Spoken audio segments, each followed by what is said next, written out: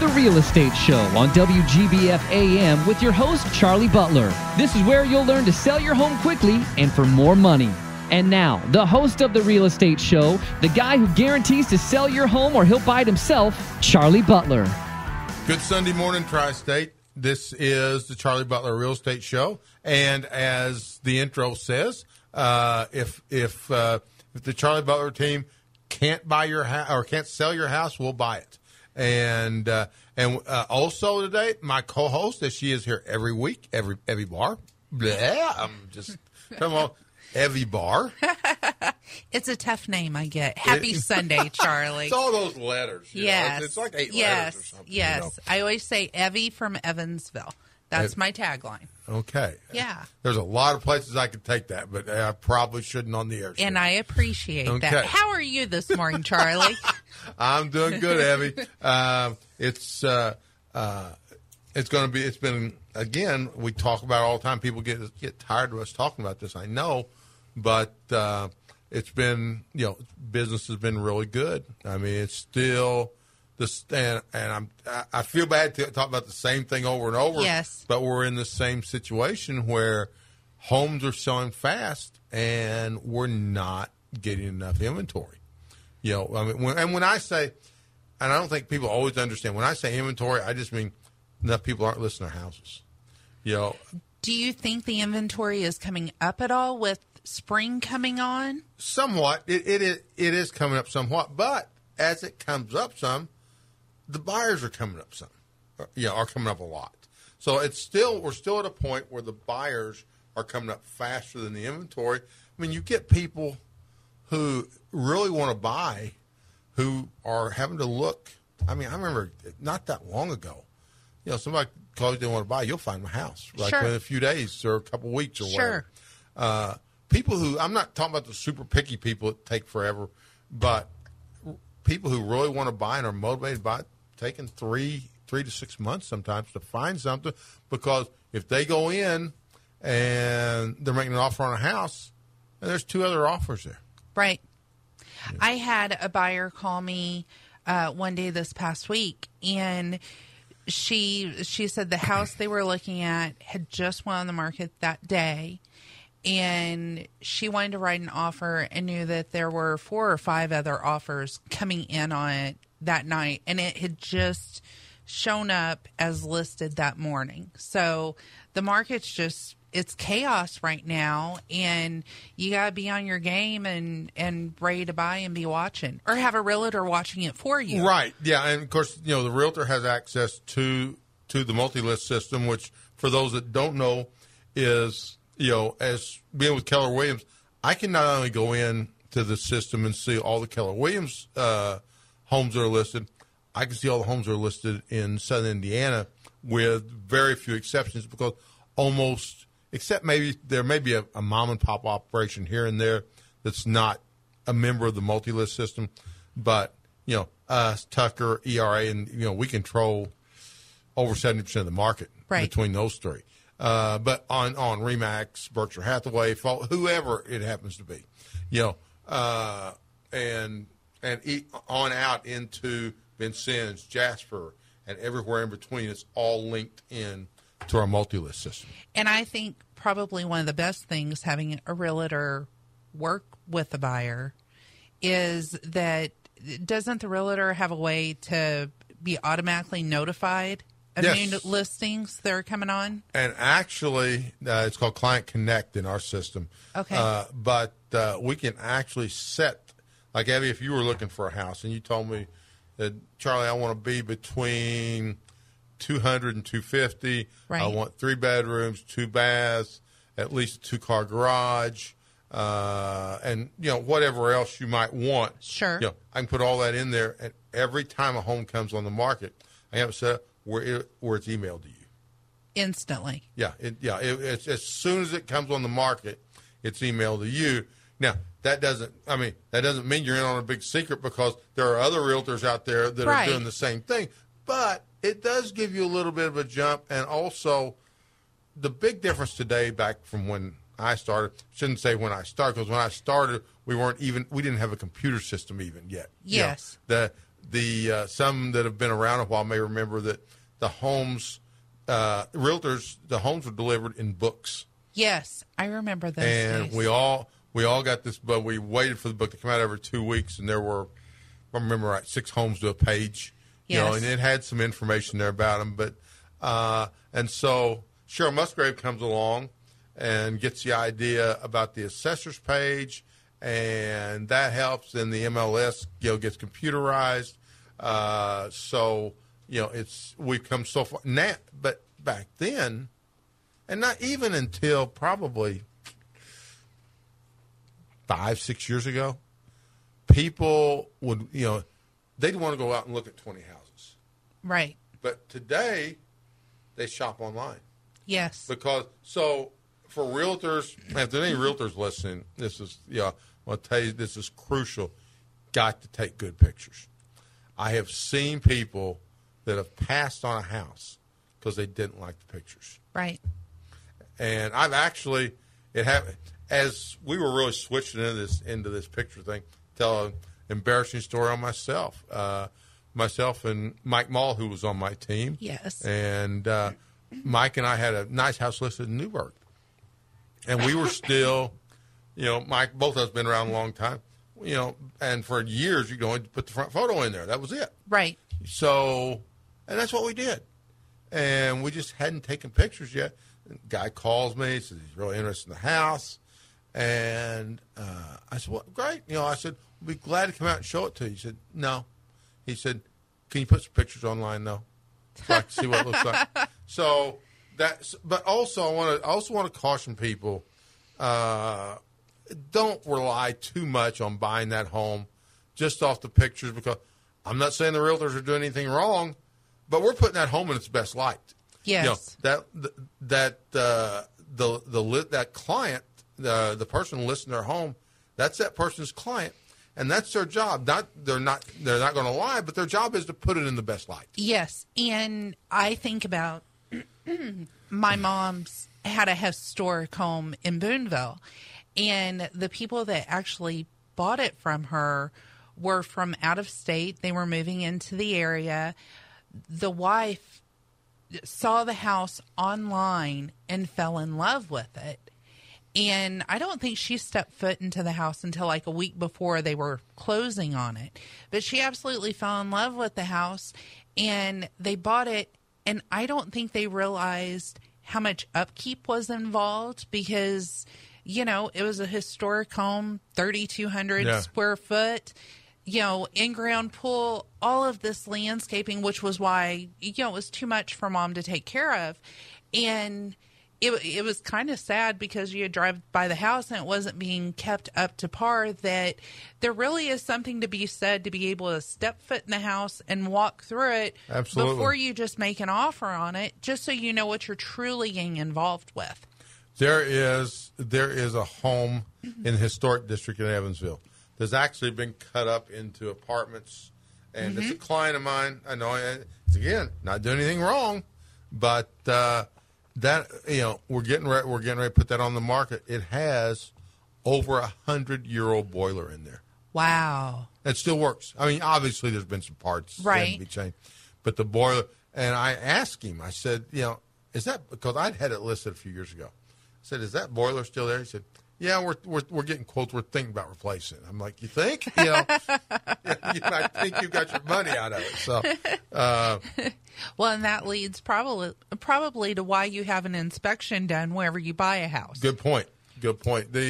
And for those that don't know, I mean, you hear about home inspectors, and the home inspectors can give you a good overview on what needs to be done. But let's not, and this is no disrespect to the home inspectors, because I think they'd probably be glad I said it. Home inspectors are not contractors. Right. And in fact, if you read a home inspection, I'll just pull heating and air out just as an example. They may say something about the heating and air, that they don't think is right, but they say, however, consult the licensed HVAC, person, or same way with the roof. If they see something on the roof that they're not comfortable with, they won't necessarily say it, but consult a licensed roofer. And, yes. Whatever that may be. And to their credit that they do this. So, but their job is to find everything in the house that's wrong. I mean, they're working for the buyer. So, a buyer gets this home inspection, or, they think, well, I don't want this house. Yeah. But if you just look at it and someone doesn't go through it with you. Yes. Because everything they've got, the way it's worded, it looks like, yeah. Some of it's not so bad. And that's really why, once again, a buyer needs to have a realtor to look out for their best interest. A realtor is used to looking through those home inspection reports, and don't they have like a gazillion pages anyway? Oh, that's kind of overwhelming. It is. So having a realtor there with you walking through it, they're going to know what the major issues are, and they're also going to know how to negotiate that with the seller if work does need to be done. Absolutely. And I think another thing, and you're absolutely right, Abby, but also is the home inspector sometimes will just send this report. Something at least I do, and I know other realtors do this also, is get that home inspector. After he's done the report, if you're there, and I know this is a controversial point among realtors, but I think if you've got a buyer, I think you should be at the home inspection. Yes, I do. Yeah. And people think they've got liability at the home inspection. I've never figured that one out. But I want myself or somebody there, and I want to get the buyers to sit down with a home inspector, because home inspectors that are good communicators will say, you really want to watch this and this and this. Yes. Now, I know this I've heard this. I mean, I've heard, and they'll say, now I know this sounds bad, but it's really not that big a deal. Right. You just need to kind of monitor it. Don't worry about it. Yeah. And, so the communication is really, and in all facets of this, whether it be mortgage, yes, the realtor, the home inspector, the appraiser, usually when something goes wrong, it's lack of communication. Yes. Yes. And as a mortgage lender, I'm the one dealing with the financing, having to get all this personal information from the buyers. It's my job, to keep them at ease, because I know it's such a major financial purchase. Right. And, if something does come up that we need to be worried about, I always try to be very upfront with the buyer and their realtor if they allow me to discuss it with the realtor. But there's something to be said to not getting excited over every little thing the underwriter needs. Right. That's why a buyer, need to have a good realtor. They also need to have a good loan officer that's going to point them in the right direction, trying to keep things as simple and easy as possible, because it is a stressful situation. Well, and here's something, and we're allowed to make some realtors and loan officers mad when I say this, but we've got too many people in your industry and in my industry that get personally involved they let their emotions take over, and they get so involved personally in the deal. And what I'm saying, you should care. I care for my clients. Yes. I do what I can for my clients. But when they let their emotions take over, I mean, it's an emotional enough transaction already. Yes. The seller thinks he's giving it away. Yeah. The buyer thinks he's paying way too much. Yes. And so, and this is the Charlie Butler Show. I was waiting for that. Buyer thinks he's paying way too much. So it's in my mind, it's a realtor's job and it's a loan officer's job to try to keep this moving on an even keel. Yes. Yes. If you're experienced in your job, you know what things to get upset or alarmed about, but you still got to keep that buyer calm, at least from my position. I want to keep the buyer calm. It is a personal to me. I don't know if it's because I'm a female, so that's why I get a little bit more personal with it. It's not just a deal. I always want my buyer to be happy, and I want my buyer to be purchasing the home of their dreams and that's right for them. I recently had someone that is in a relationship, and they were on the verge of buying one house. The relationship fell apart, so they wound up getting out of the purchase agreement. And then he and I talked about exactly where things needed to be at in case something happened in his life, what his finances would be and what he was comfortable with. And then lo and behold, they got back together, and now he's buying this bigger house. And I was very surprised whenever the purchase agreement came through for a higher dollar amount that was out of his comfort zone. And now there's relationship issues again. And I sat down and I talked with him, and I told him, I said, my concern is for you, that I want you to buy the house of your dreams. If it has a bunch of steps in it and you have issues with your knees, why would you buy a house with a bunch of steps? You have to buy what's best for you, because if the relationship falls apart again, you're still going to have the house. He's going to be stuck with the payment. And he looked at me and he said, well, I don't have to pay anything. It didn't bother you if it falls apart. And I said, well, honestly, I'm commission based, so I'm not going to get paid for my work. But in the end, I like to sleep at night. So if this isn't the house for you, I would rather you not buy it. I know you're going to stay with me as your lender, and you'll just come back to me for what you do buy. So for me, it does get a little bit personal, because I want the best for anybody that I'm working with. I think we all do. I hope everybody does. Yeah, I think we both work that way. It's not just a commission check for either one of us. It's making sure that buyer or seller is as happy as can be. I've actually had people, and this is probably a little bit more on the commercial side than it is on the residential side. They'll say, well, and I'll be asking questions, what do you care? We want you to take care of this, and there's obviously a nice commission in this for you. I said, I don't do this for the for the one commission deal. I said, because I do it for the people that if I make them happy, and they come back to me over and over, and they send people to me. I said, and I know what it was, and they were talking about somebody that hadn't been honest with them, and I said, I'm gonna be honest with you, because I said the one commission means very little, right, compared in the whole scheme of things. Yes, because if I come in there and and I screw you over on a deal, get the deal done, get paid, I'm happy, but pretty soon you're going to know it wasn't good, and so you're going to tell everybody out there, well, Charlie Butler did this and Charlie Butler did that, and so I know the parent company of Case Jewelers, Sterling, had a study done several years ago that one dissatisfied customer tells 26 people. Yes. Those 26 tell another, and I saw this years ago, tell another 14.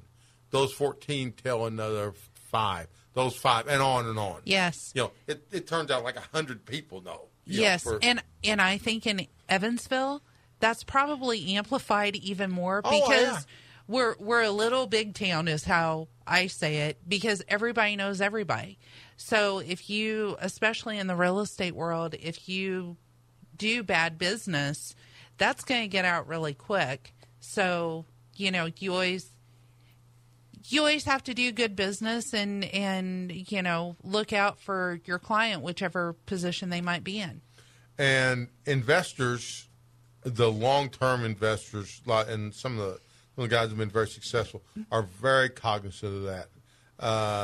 They are basically, the purchase agreement really doesn't mean anything to them. If once they gave their word, right, that they're going to buy. I mean, deal's done as far as they're concerned. Their handshake. And I've got a client who drove by a house. It's going to be an investment property, and he made an offer without ever going in, as he does a lot of times. But it was a foreclosure, and he thought it was, and he was figuring there would be a highest and best. And for those that don't know, many times that when you're doing a foreclosure, you have so many people that are on it, the banks will take all the offers and say, okay, we want your highest and best offer. Right.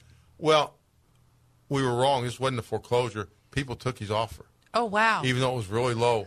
He goes in there, and basement walls are leaning in. Ooh. Obviously, some structural problems. Yeah. And he says, he said, can you get me out of this? And I said, I can, but I said, the question is, do you want me to? And he goes, well, I don't really want the house. I said, well, you gave your word.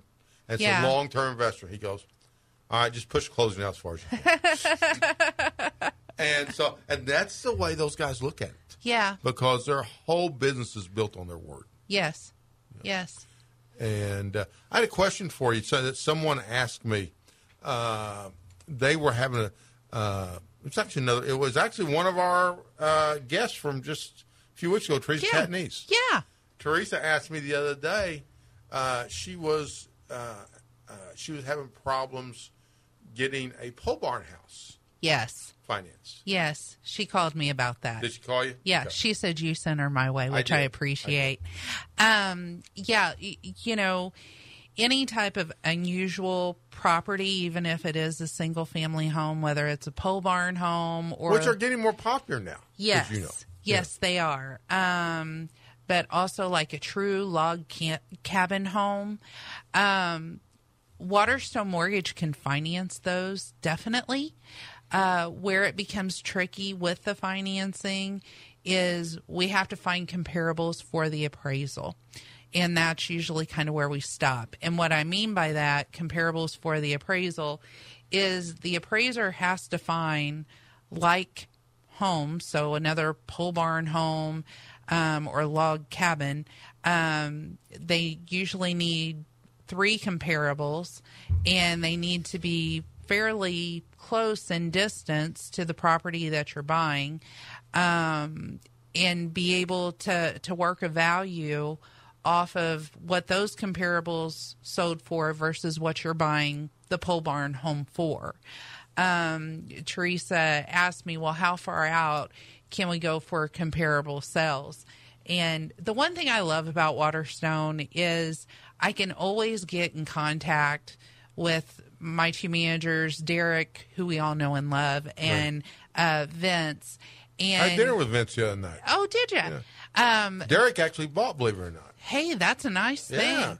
But Derek and Vince, and Waterstone in general, we look for solutions on things. So if you have a quirky deal, I can call one of those guys.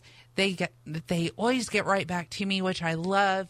And they'll say, we think we can do it, but let me dig on it a little bit. And so in this situation, Vince and I were actually emailing back and forth after hours. And, he told me if there's comparable sales out there, because it's a rural area. I think the pole barn home was in Poseyville. But, we can go 5 to 10 miles outside radius, or 20 miles max. So those are good things for me to be able to relay to Teresa, because before her buyer writes an offer on this, she can go in, she can research it in the multi-list system to see what other pole barn homes have sold recently. If there have not been any other pole barn homes, we're going to have issues financing it because it's a unique property, is how it's considered. So I know they're out there, but I don't know what the price are. So what do you do in this is a whole different type of situation. Okay. It's just someone asked me about this recently. Builder that I know, mainly high end, a lot of the either high 6-figure into 7-figure. Right. So, he told me one day, we were at lunch one day, and he said, my homes, especially the expensive ones, in the 7 figures, they never appraise. Sure. He said with and so all of us have been in these parade homes that have the big media rooms and everything that they do down there. Right. Well, and customized. Yeah, and the appraisers are treating that like a normal basement. They're giving them $40 a square foot. Yes. we can't use the language on the air that these guys say about appraisers on that. So, yes. But anyway, although I love all of my appraisers, absolutely, but anyway, so how do you deal with something like that where you've got you're financing a house? They know it's not going to appraise. Hopefully they have enough equity in it. It's new construction. Yeah, but hopefully they'll, have that 20% in there that maybe there's a little bit more flexibility. That's a tough question to answer because it's going to be on a case-by-case basis. If maybe, depending on where it's located at, if it's $1 million home in Boonville, it's going to be tougher to find comparables than if it's a $1 million home on the north side or in Newburgh. Right. It's looked upon as a case-by-case basis, and we'll figure it out the best we can. Generally, if I get an appraisal back in and the value is not where we need it to be, I always reach back out to my buyer and I say, I want you to review this. I want you to make sure everything is correct, that the appraiser has, because, as much as I love my appraisers, they do make mistakes. So make sure everything's correct. And, maybe if you have a friend that's a realtor, check with them and see if there's any comparables out there that could have been used instead to drive that up. We do have the ability to dispute an appraisal. Mm-hmm. I've done it. Yes, but we get one shot and that's it. Yep. So we've got to have all of our ducks in a row and make sure that we've got all the additional comparables possible to say why were these not used and why were the ones used, that you did. So, but I totally get what you're saying. I had a couple years ago that beautiful house because I was in the house, full basement. The couple considered it either a 3 or 4 bedroom home, but the issue was the only the master bedroom, master suite was on the main level, and the other 2 or 3 bedrooms were in the basement. So the appraiser was only considering a 1 bedroom home. Well, there were no comparables out there, so it was automatically driving down the value, even though it was a custom home with all the finest interior things in it. It caused an issue with the financing just because the couple had considered it 3 or 4 bedroom home, but the appraiser would only consider a 1 bedroom home because of the main level. So those are things we just deal with on a case by case. Well, I've always been curious how you deal, because I've heard appraisers say it too. How do you deal with those tricked out basements that have got everything in them when the appraiser's saying it's still $40 a square foot, which is ridiculous. Yes, okay. Yes. I'll say what else you got out there that Yeah. Ask my buyers, hey, who else in your neighborhood has a tricked out basement that recently sold? Right. I probably don't say tricked out basement. I understand. But it's a little too gangster for me.